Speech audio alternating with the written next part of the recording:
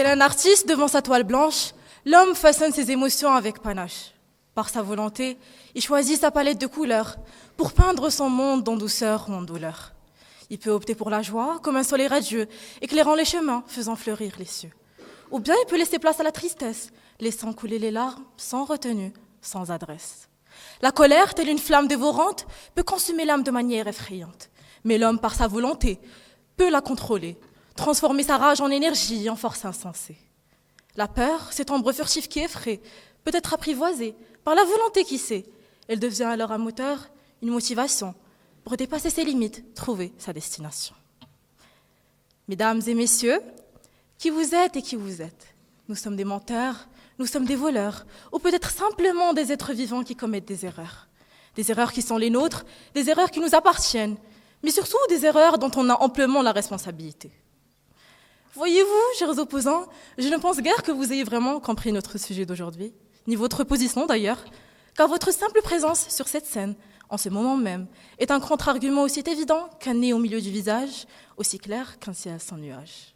Votre langage verbal, vos gestes, vos postures, ou devrais-je dire vos émotions, toutes ces choses-là dont vous déniez la responsabilité, mais au final, toutes ces choses-là que vous contrôlez. Car voyez-vous, à moins qu'on vous ait mis un couteau sous la gorge, vous et vous, allez passer l'un après l'autre derrière ce pupitre pour nous compter vos billes versées, et ce, par votre pure volonté. Mais voyez-vous, j'essaie de vous comprendre, en me disant que dans un monde, il n'y a pas que des gens intelligents, et que je me devais par suite vous expliquer qu'est-ce que cette présumée volonté. Aujourd'hui, en cet instant même, je parie que plus de 70% de vous, mesdames et messieurs, définissent la volonté comme étant simplement notre capacité de faire et de dire librement. Malheureusement pour nos chers opposants, pas que. La volonté, c'est aussi une danse silencieuse, une symphonie dont nous ne sommes pas conscients. Elle guide nos pas de manière gracieuse et souffle doucement de façon mystérieuse. Lorsque nous regardons un film d'horreur, il est souvent fréquent que l'on ressente de la peur, même si nous savons rationnellement que ce n'est qu'une fiction. Que ce n'est qu'une fiction. Cette réaction émotionnelle est simplement due à notre volonté inconsciente, qui est une volonté humaine par ailleurs, et qui nous fait réagir aux simulants et aux actions qu'on voit à la télévision. Lorsqu'on rit, lorsqu'on pleure, ou lorsqu'on a des papillons dans le ventre, c'est à travers chaque rire, chaque larme et chaque battement de cœur que notre volonté nous guide sur le chemin de notre humanité, nous rappelant que ressentir est un privilège et exprimer est un art. Et je vous prie, chers opposants, d'éviter de souiller nos oreilles avec des histoires d'amour ou de désespoir, car voyez-vous, cela sont des sentiments qui durent dans le temps et ne sont guère des émotions, car voyez-vous, les émotions sont justement que des actions qui sont éphémères. Voilà, mesdames et messieurs, voilà, chers opposants, voilà que je me vois désolée de devoir vous quitter. Mais j'espère avoir pu vous destiller à tous dans l'espoir de sortir nos tant aimables opposants de leur transe irréelle vers un peu plus de clarté. Et n'oublions pas, que l'on le veuille ou pas, nos émotions et notre volonté seront à jamais liées, comme l'homme et la femme, comme le jour et la nuit, comme l'être humain et la vie. Merci.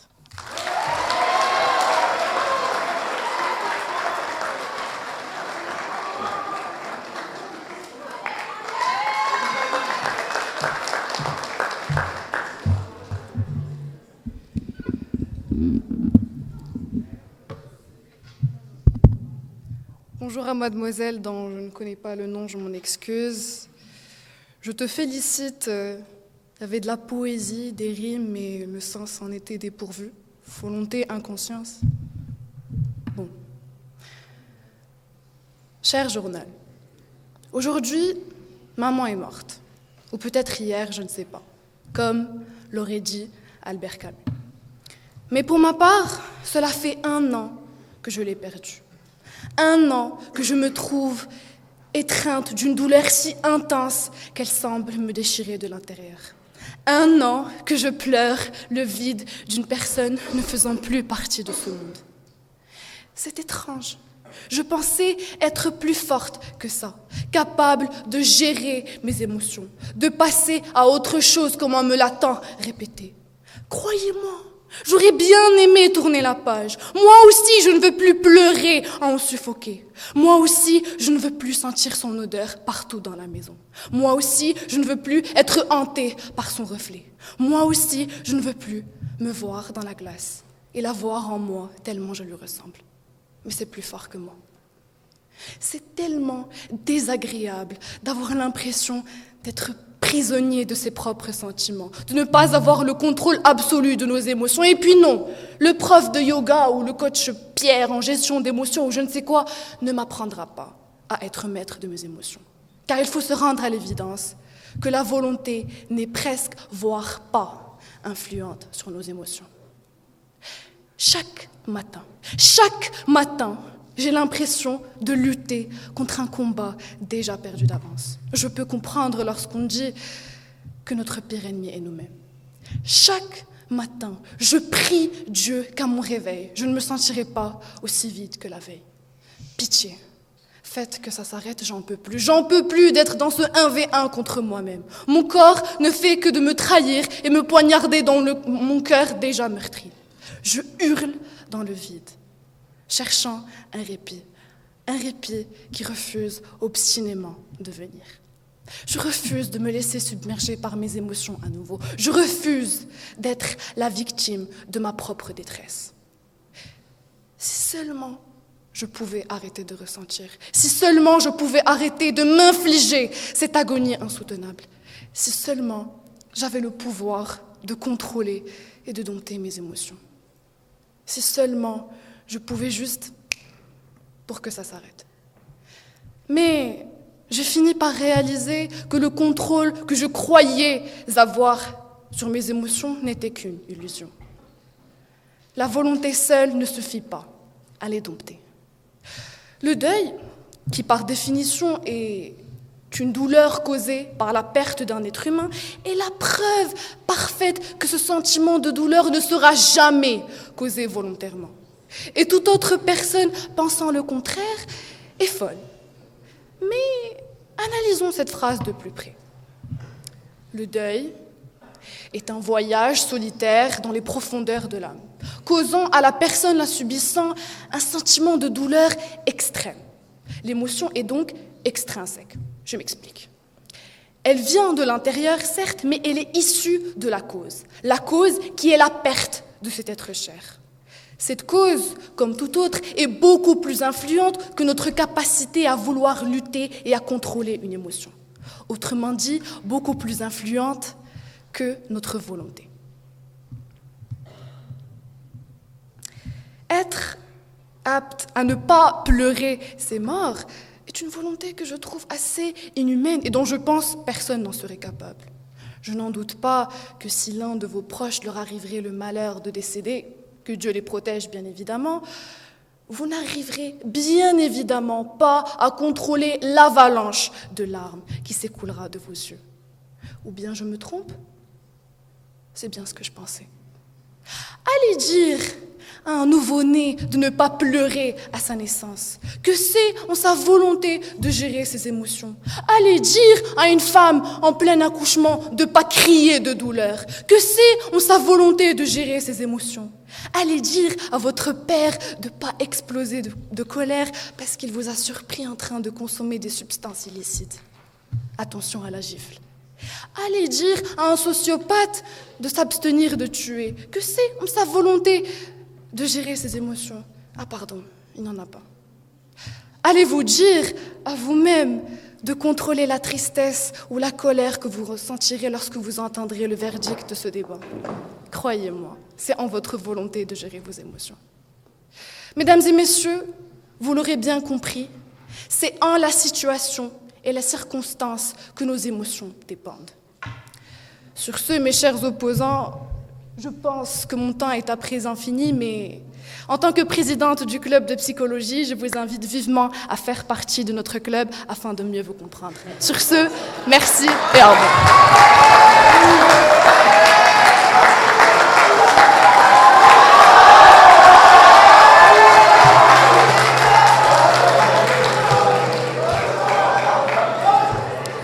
Volonté inconsciente, oui, chère demoiselle, car nous ne sommes pas toujours conscients de ce que l'on veut, Nous nous surprenons constamment. Enfin, pas toi visiblement, car je m'attendais à ne pas avoir de réel argument à contrer. Cher public, cher jury, bien le bonjour. Dans l'ombre de la déception, je me sens comme un navigateur perdu dans un océan tumultueux, cherchant à retrouver les étoiles qui guidaient jadis ma voie. Monsieur Bouhali, autrefois mon complice de confiance, maintenant égaré dans les brumes de l'indifférence, me laisse perplexe. Après 3 années de complicité et de partage, je peine à reconnaître l'ami en qui j'ai placé tant de confiance. Pourtant, dans le havre paisible de nos souvenirs, une lumière persiste à briller, rappelant nos doux moments de notre petite troupe d'amis. C'était notre tradition, notre rituel sacré. On l'appelait, soi-disant, la nuit du savoir, où nous nous retrouvions pour converser librement, échanger nos pensées comme des joyaux précieux dans une agora de l'esprit. Je me souviens particulièrement de cette nuit où nous nous sommes penchés sur le stoïcisme, cette philosophie ancienne qui nous a fait tant fasciner. Je me rappelle aussi que c'était vous, cher Bouhali, qui avez su, par votre éloquence et votre sagesse, me convaincre de la pertinence de ces enseignements, qui sont tout de même nombreux, je vous l'accorde, mais qui surtout se basent sur un seul fait, un seul fondement et une seule vérité. Et cela tombe bien aujourd'hui, car c'est la vérité que nous défendons, mon équipe et moi. Le stoïcisme, cette philosophie millénaire, nous enseigne à jongler avec nos émotions. Pas avec des balles cette fois-ci, mais plutôt avec une volonté aussi solide qu'un roc. Imaginez-vous donc jongler avec vos émotions comme si c'était un numéro de cirque. Mais dans ce grand spectacle qu'est la vie, le stoïcisme nous offre une sorte de lumière, une sorte de lampe de poche dans le labyrinthe de l'existence, en nous disant « Regardez bien où vous marchez. Il y a des choses sur lesquelles nous avons du contrôle et d'autres non. Et parmi les choses que nous pouvons gérer, il y a nos propres émotions, car nous sommes le maître du cirque de notre propre vie. Et vous n'êtes plus sans savoir que la volonté est l'essence de notre existence, et que donc, par ce fait, notre existence dépend de notre volonté. Et c'est bien là l'enseignement le plus précieux de cette philosophie, que toutes nos émotions qui caractérisent l'existence humaine peuvent être sous contrôle selon la volonté. Bon, assez de temps avant nous passer à explorer les méandres de la philosophie, permettez-moi à présent de vous inviter à explorer une nouvelle perspective, celle de la science. Car dans son vaste océan, la vérité absolue se dessine, claire et limpide, dans toutes les disciplines du savoir. Car ce que nous appellerons esprit émotionnel est scientifiquement identifié sous le nom de cerveau. Et nul besoin de le rappeler, même pas à vous, chers économistes, que ce cerveau complexe et fascinant est le pivot de notre humanité. Tout commence avec lui. Des sentiments qui s'éveillent, fleurissent, puis s'éteignent en son sein. Par naissance, je fais référence à la libération d'hormones qui orchestrent nos humeurs. Par vie, à l'activité du cortex préfrontal, cette partie du cerveau qui rationalise nos pensées et régule nos impulsions sur ordre cérébral. Enfin, par mort, j'évoque le moment où le cerveau décide que l'émotion a vécu son temps. Car oui, souvenez-vous, c'est lui qui met la danse. Merci.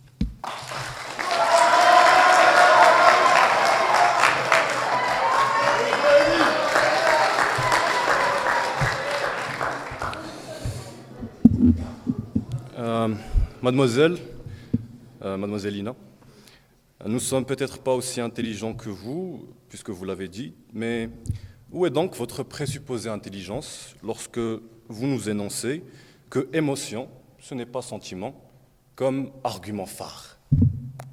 Cela fait bien longtemps que je n'avais pas vu de stratagème intellectuel aussi sournois et aussi malveillant. Et mademoiselle Chourouk, effectivement, on a passé 3 années ensemble. C'est peut-être pour ça que j'ai réussi à prédire et votre argument avec la situation et votre argument sur le stoïcisme, mais je vous donne rendez-vous durant ma dernière intervention, Inch'Allah. Alors, mesdames et messieurs, mesdames, mesdemoiselles, messieurs, je suis navré. Navré de vous l'annoncer, mais nos opposantes se sont égarées. À trop vouloir faire parler l'intitulé de notre débat, elles ont fini par le faire brailler, car après la succession d'interprétations et de réinterprétations à laquelle vous vous êtes adonné, vous ne pouvez plus avoir la prétention d'adopter une compréhension saine et correcte. Et oui, on sait faire des rimes aussi. C'est exactement à partir de ce constat que je me suis dit, de prime abord, que pour ce sujet, il y a une nuance à faire. Une nuance très importante, car depuis le début de vos interventions, vous arrivez sur scène pour nous expliquer qu'on est effectivement capable de contrôler nos émotions. Car avec un peu de maîtrise de soi, en suivant les conseils de Gilbert, coach de vie et compagnie, en combinant nos chakras supérieurs et postérieurs, on est capable de contrôler nos réactions émotionnelles. Mais c'est justement sur ce point que votre aveuglement brille de mille feux. Excusez l'oxymore. C'est justement sur ce point que vous atteignez la quintessence de l'égarement. Car bien que nos réactions émotionnelles soient contrôlables, ce n'est nullement le cas pour l'émotion en elle-même. Je comprends que cette idée puisse porter à confusion, mesdames et messieurs. Nos opposants en sont l'exemple vivant. Mais dites-vous par exemple que mademoiselle Mouna, ici présente, décide de passer juste après moi pour contre-argumenter. Ce qui n'est pas une tâche aisée, je vous l'accorde. Elle arrive sur ce beau pupitre boisé, inspire profondément, et puis, dans un élan fougueux, qu'on lui reconnaît très bien, et après maintes subtilités diplomatiques, maintes ironies dissimulées, elle finit tout simplement par m'insulter. Disons qu'elle finit par injurier ma génitrice, pour rester classe. Je serai tout naturellement fou de rage. Mais ce n'est pas pour autant que je vais me lever pour venir et la gifler à la Will Smith. Non! Mais inversement, je continuerai à ressentir cette colère profonde. Je ne pourrai que la contenir. C'est exactement ce genre de situation qui prouve que les émotions sont incontrôlables malgré notre capacité à les contenir. Et justement, ce verbe « contenir » suppose que l'émotion est un torrent interne à la violence inimaginable. Et que nous, simples mortels, puisant en notre fort intérieur un effort et une lueur divine afin de contrôler les agitations émotionnelles qui nous perforent. Mesdames et messieurs, aujourd'hui, je fais appel à mes maîtres stoïques, justement. Marc Aurèle, Sénèque, Zénon, et tant d'autres qui, des millénaires auparavant, ont compris. Ils ont compris que l'émotion ne venait pas de nous, mais venait à nous. Et c'est justement de ce constat, mademoiselle Chorok, qu'ils ont établi que la maîtrise de soi est la clé de voûte pour une existence sereine. Chère audience, supposons par l'absurde, comme vous êtes initiés au raisonnement mathématique, contrairement à nous, humbles économistes, supposons par l'absurde que les émotions soient bel et bien contrôlables, de A à Z. Cela veut dire que les humains agiraient toujours en connaissance de cause, qu'on n'est jamais aveuglé par la peur, le ressentiment, l'amour, la mort. C'est ridicule. L'histoire de l'humanité a été ponctuée par le conflit interne entre émotion et raison. Et c'est exactement cette part d'aléatoire qui fait la beauté de l'existence, son originalité. Hier, les émotions nous ont régis. Aujourd'hui, elles nous régissent. Et demain, elles nous régiront. Et ce, pour l'éternité. Merci.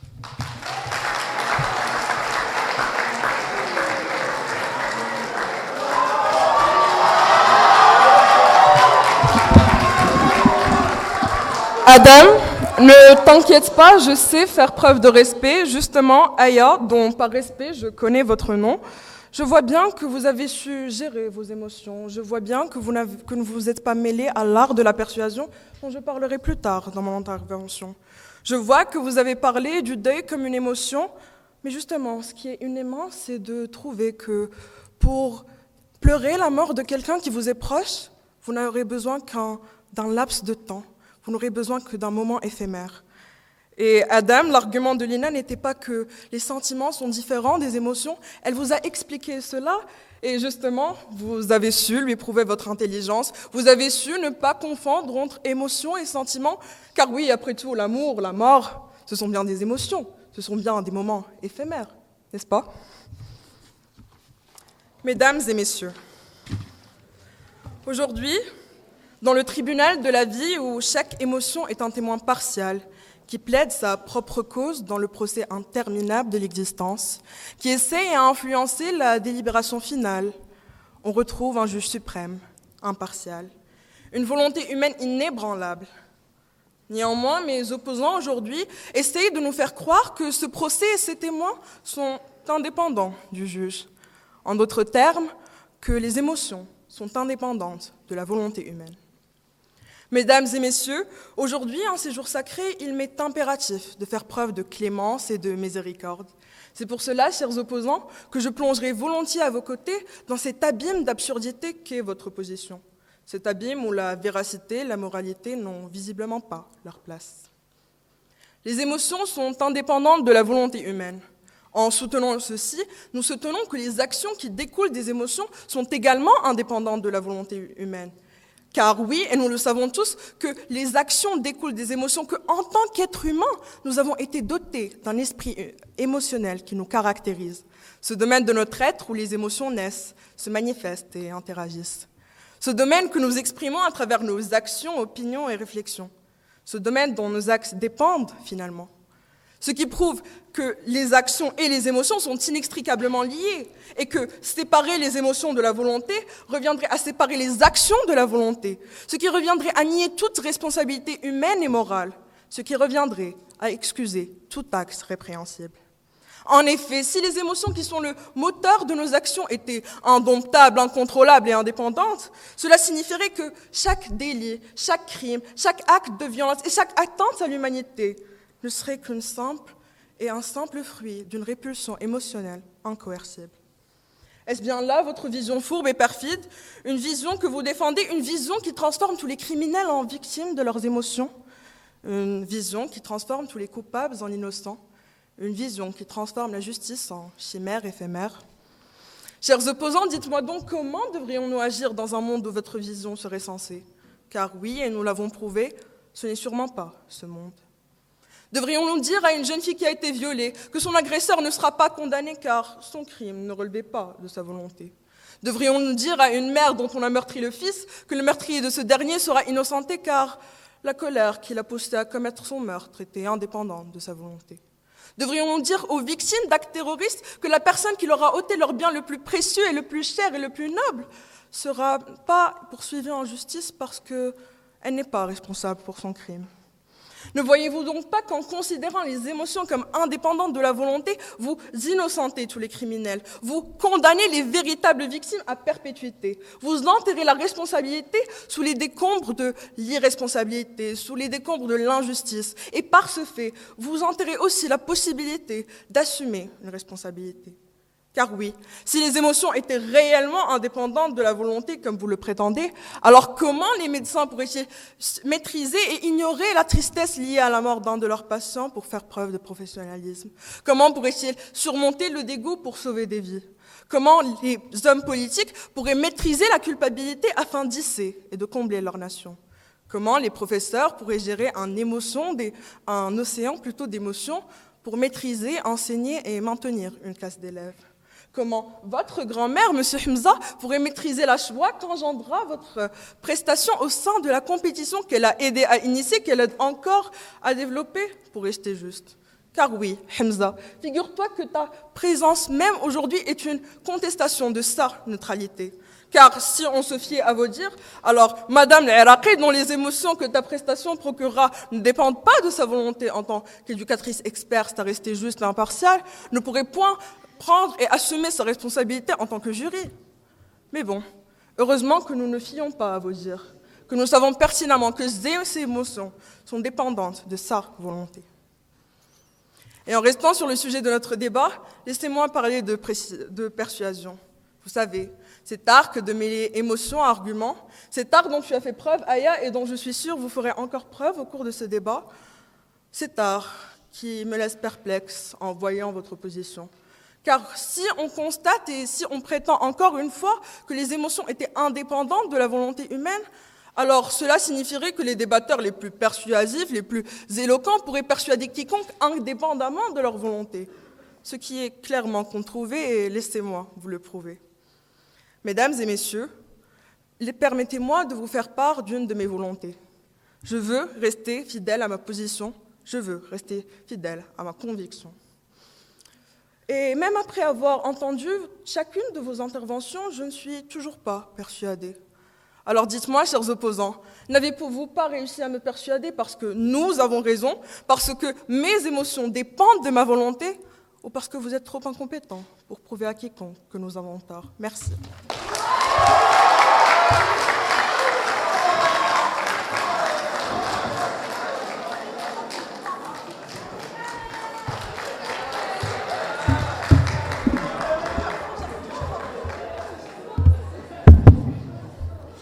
Trop d'absurdité, trop d'extravagance, d'incohérence.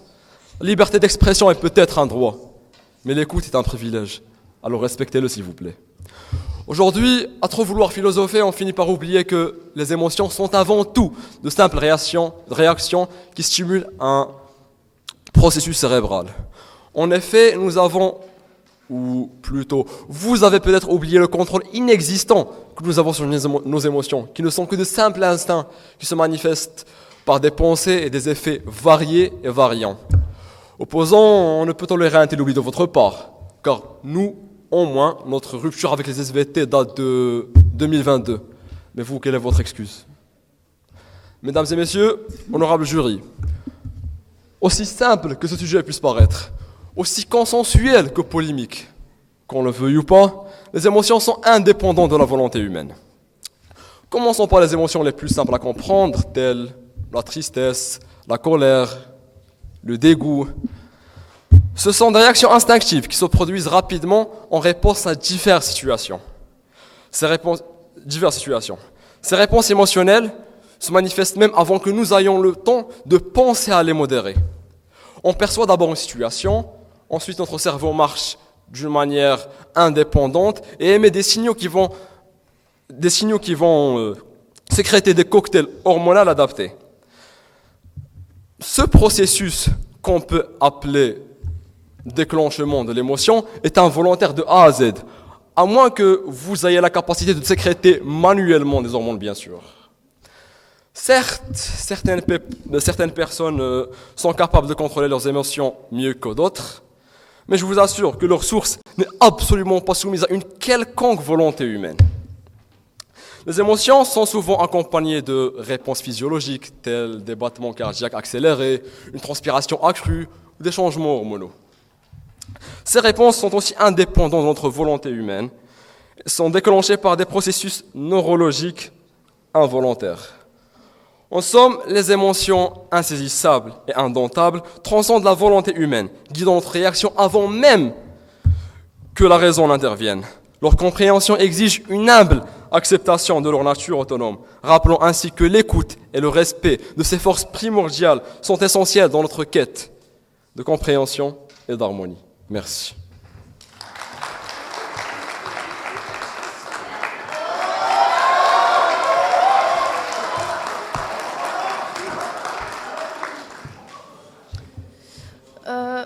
Monsieur Kamel, ce n'est pas seulement vos connaissances SVT qui datent de 2022, mais aussi votre capacité à comprendre le sujet et à argumenter qui date de jamais.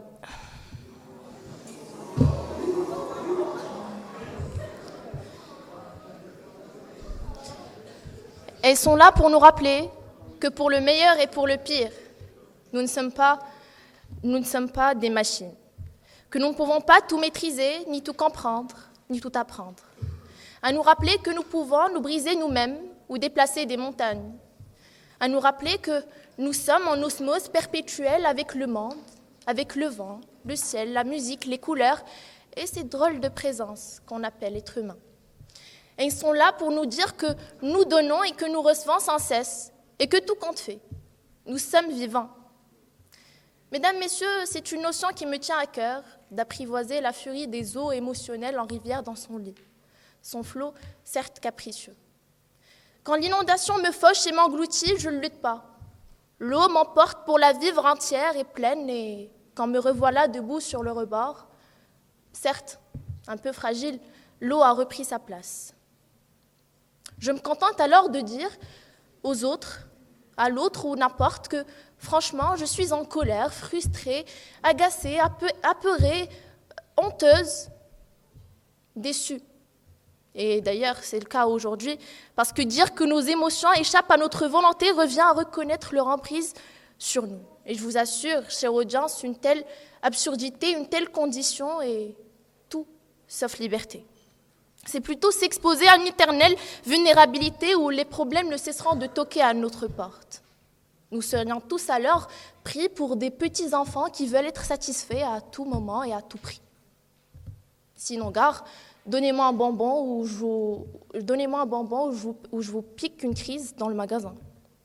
Toute notre existence repose sur le pouvoir de notre volonté. Sans elle, nos vies seraient soumises à l'arbitraire du destin, à des rencontres fortuites et à des situations aléatoires. Privés de cette force intérieure, tout dépasserait notre âme. En réalité, nous serions de simples pantins, déstabilisés par une nature bien plus grande que nous. La volonté, cette flamme intérieure qui brûle en nous, façonne notre identité, nous sert de guide et permet de savoir réellement qui on est. Imaginez-vous emporté par les eaux de la vie, où chaque vague semble vouloir vous engloutir. Vous sentez l'angoisse de l'immersion totale planer sur vous. Vous sentez l'angoisse menaçante de vous submerger à tout moment. Mais pourtant, au cœur de cette tourmente, c'est votre volonté de ne pas succomber qui vous maintient à flot.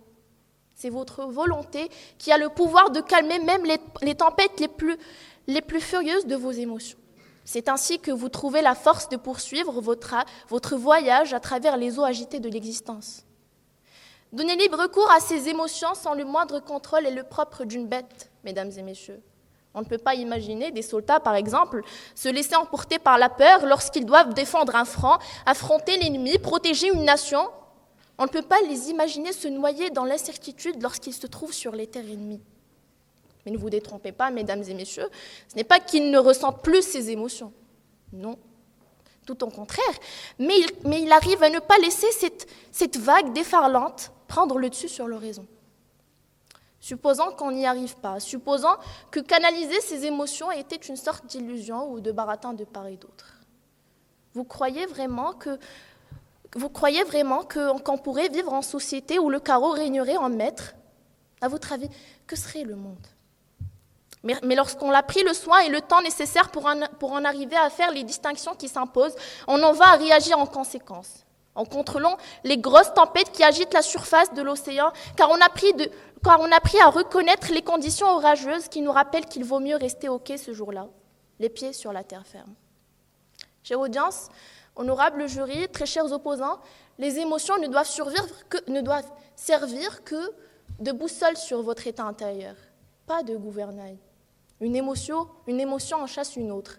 Le cerveau ne reste jamais vide. Merci.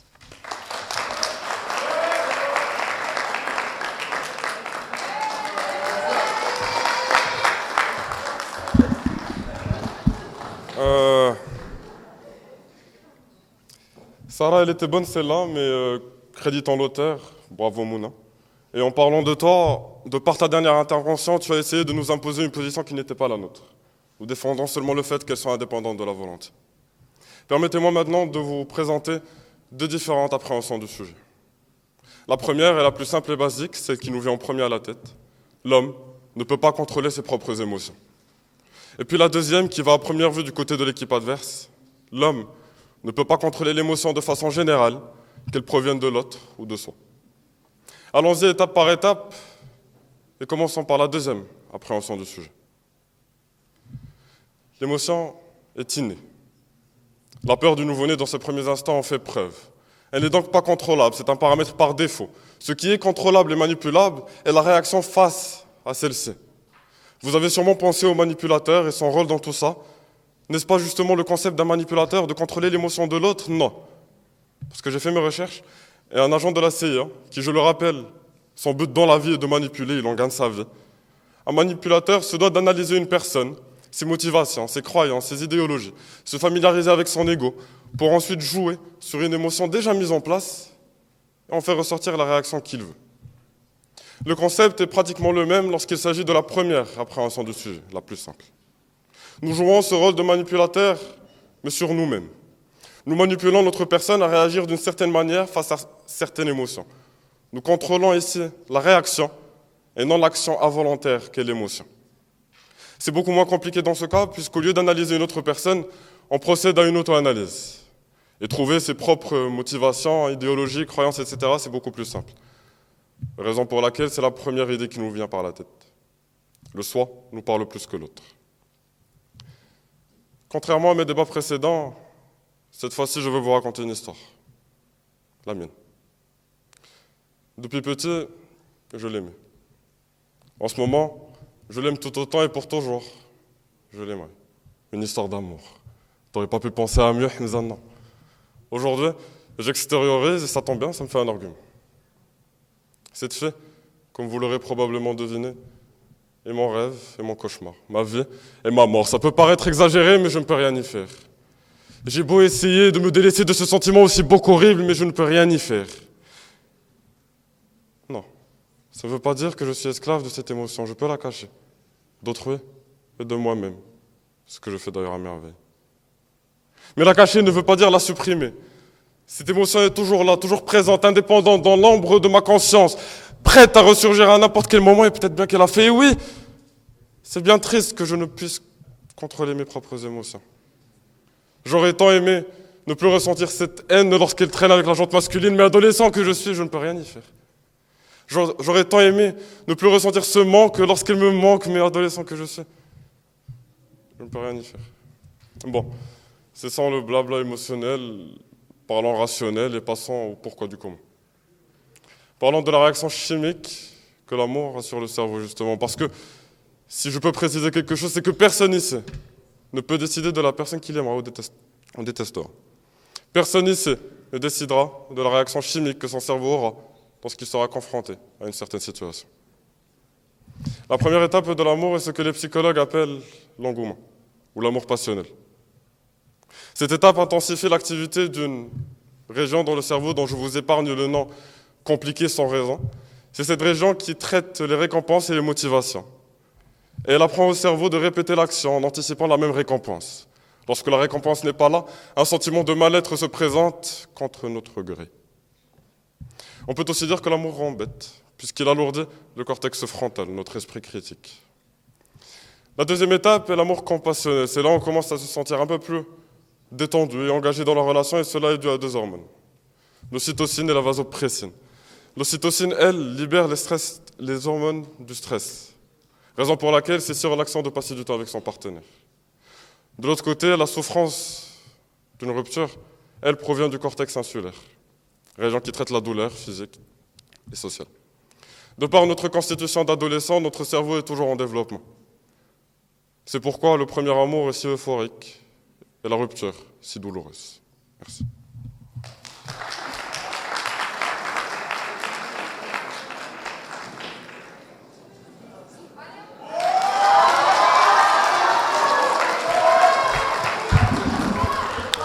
Permettez-moi, chers opposants, de vous rappeler qu'on n'a fait que parler que de volonté, contrairement à vous. Vous n'avez ni parlé d'émotion, vous n'avez parlé que de sentiments. Amour, amour et amour, digne d'une pièce de théâtre, digne de Roméo et Juliette, sauf que c'est dommage.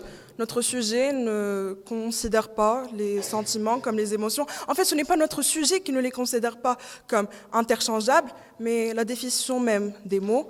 Je vous conseillerais donc d'aller consulter un dictionnaire. Sinon, j'aimerais vous dire et j'aimerais vous expliquer encore une fois, pour qu'on évite encore une fois de vivre le même scénario, de vous expliquer la différence entre les émotions et les sentiments. Mais vous savez, à force, je ne me sens même plus en train de débattre. Je me sens en train d'enseigner. D'abord le français, puis la science. Mais bon, vu qu'il n'y a pas de réel argument à contrer, je me contenterai de continuer à vous expliquer. Les sentiments durent dans le temps, l'amour dure dans le temps. Il est vrai qu'on ne peut pas contrôler nos sentiments, mais les sentiments ne sont pas nos émotions sont éphémères. Par exemple, la colère, c'est quelque chose qui ne dure pas dans le temps, et c'est quelque chose que, en tant que débatteur qui débattent les quarts de finale, vous devriez au moins avoir pris le temps d'essayer de comprendre le mot-clé de notre sujet. Mais bon, aide-toi, le ciel t'aidera. Mesdames et messieurs, en tant qu'élèves scientifiques, c'est un honneur de retrouver la science, encore une fois, à nos côtés. Car oui, et Shourouk l'a assez prouvé, elle l'est. Ce qui ne me surprend guère, car nous savons tous que la science est toujours du côté de la vérité.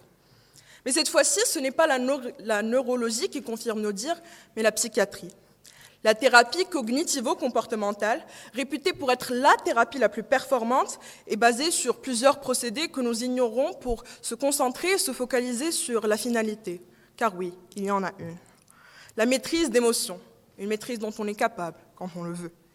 Car, comme l'a dit Lina, et je vous le rappelle, la volonté est une danse silencieuse, une symphonie dont nous ne sommes pas toujours conscients. La volonté, ce n'est pas juste dire qu'on veut, mais vouloir, dans le sens le plus profond du terme. C'est une volonté qui est exprimée par des choix. Par exemple, le choix de suivre une thérapie cognitivo-comportementale, le choix de s'isoler d'une situation, le choix de la réflexion, le choix de la pensée, le choix de la volonté. Que nous tous, en tant qu'êtres conscients, pouvons prendre. Car oui, il y avait bien une époque où nous ne l'étions pas, où nos émotions étaient indépendantes, où notre volonté était inexistante. Mesdames et messieurs, Aya et Hamza surtout, cette époque, c'est la petite enfance, quand le caprice animait et dominait notre être. Mais ça, c'était avant. Nous ne sommes plus ces petits êtres dépourvus de volonté et dépassés par leurs émotions.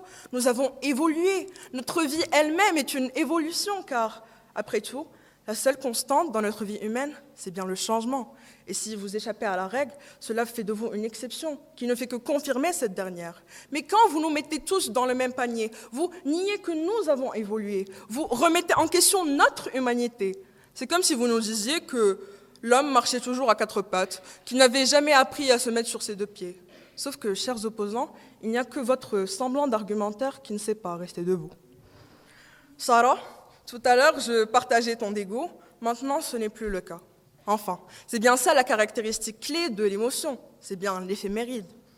Mais bon, comme je vous le disais, je ne suis plus dégoûtée. J'ai juste pitié. Pitié de vous avoir vu mécomprendre le sujet, pitié d'avoir vu que vous n'avez pas pris le temps d'essayer de le comprendre. J'ai pitié car je vous ai vu et je ne vous vois encore qu'espérer.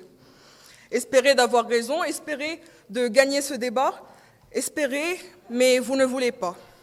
Et Sénèque l'avait déjà dit, Sénèque, car oui, Bouhali, il t'a trahi. Il a dit, je cite, « Quand tu auras appris à espérer, je t'apprendrai à vouloir. » Car figurez-vous, chers opposants, que l'espérance mine la volonté. Or, et nous avons cessé de vous le rappeler, nous ne sommes qu'actes de volonté, nos émotions ne sont qu'actes de volonté. Et ce sera quand vous aurez arrêté d'espérer que vous gagnerez, non pas le débat, mais la raison. Et cette victoire vous sera plus utile que n'importe quelle autre. Merci.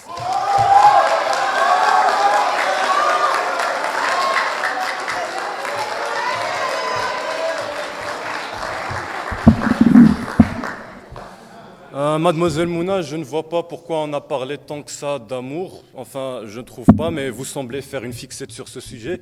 Est-ce que ce serait un manque par hasard ?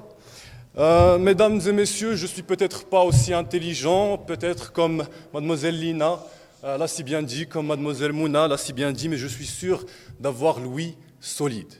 Et je suis aussi sûr que ma première intervention portait sur une nuance très importante, une nuance que je n'ai cessé d'expliquer. Mesdames et messieurs, c'était important puisque je savais que ce débat allait pivoter sur cette même nuance. C'est pour cela que je vais vous demander d'applaudir. S'il vous plaît, applaudissez. Applaudissez Mademoiselle Mouna puisqu'elle a basé toute son intervention sur cette même nuance. Mademoiselle Mouna, les émotions sont involontaires. Les émotions sont peut-être involontaires et c'est ce qu'on dit. C'est ce qu'on défend dans leur ressenti. Les actions qu'elles engendrent dépendent de notre éducation, de nos valeurs, de nos principes, et j'en passe. J'ai fait toute une histoire, toute une situation, toute une mise en situation pour vous expliquer ce même argument, cette même idée, mais ça n'a pas suffi. Mademoiselle, on se connaît, c'est vrai? On est bons amis. Enfin, je l'espère. On a ri ensemble, on a mangé ensemble, on a chanté ensemble. Bref, à plusieurs intervalles, les péripéties de la vie nous ont liés et je n'en garde que d'agréables réminiscences. Mais je ne vous cache pas que lorsqu'on m'a informé que l'ami d'hier est l'opposant d'aujourd'hui, dans le cadre de ce très beau débat, j'aurais adoré pouvoir commencer à voyer. Voyer aurait représenté pour moi une motivation supplémentaire. J'aurais investi beaucoup plus d'efforts dans ce débat. Je n'aurais peut-être pas procrastiné au point de terminer mon intervention avant-hier. Et mes paroles, mes contres, mes arguments auraient été bien plus aiguisés, dans le but de vous lacérer, de vous léser, de vous éviscérer. Hélas, je n'ai pas pu. Et votre sourire si singulier m'inspire toujours autant de sympathie que d'appréciation, car de façon ultime, mes émotions ne sont dépendantes ni de près, ni de loin de ma volonté. Est-ce que vous voyez comment une très très simple mise en situation suffit pour relever le ridicule de la position adverse? Mesdames et messieurs, si l'un ou l'une d'entre vous se croit capable de ressentir des émotions sur commande et à sa guise, qu'il lève le bras. S'il vous plaît, levez le bras pour qu'on vous repère et qu'on vous mette dehors. Monsieur Nézar, expulsez ces psychopathes. Expulsez ces psychopathes. Opposantes, vous qui êtes si braves. Allez dire à Roméo de cesser d'aimer Juliette. Oui, de l'amour, mademoiselle Mouna. Allez dire à Héra de ne plus jalouser face aux tromperies de Zeus.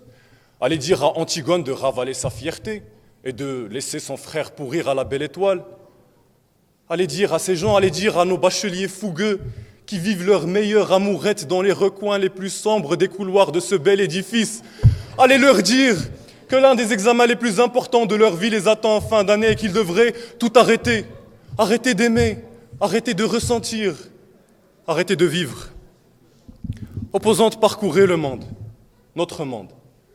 Un monde pavé de passions haineuses et de plaisirs passionnels, de colère fiévreuse et de ressentiments éternels. Certains d'entre nous sont en plein conflit intérieur, en plein chagrin désolant, en plein deuil déchirant. Allez leur dire que leur ressenti dépend de leur volonté. On vous crachera dessus. Mais je n'ai pas envie que cela vous arrive, croyez-moi, car après tout, malgré moi, involontairement, je vous aime.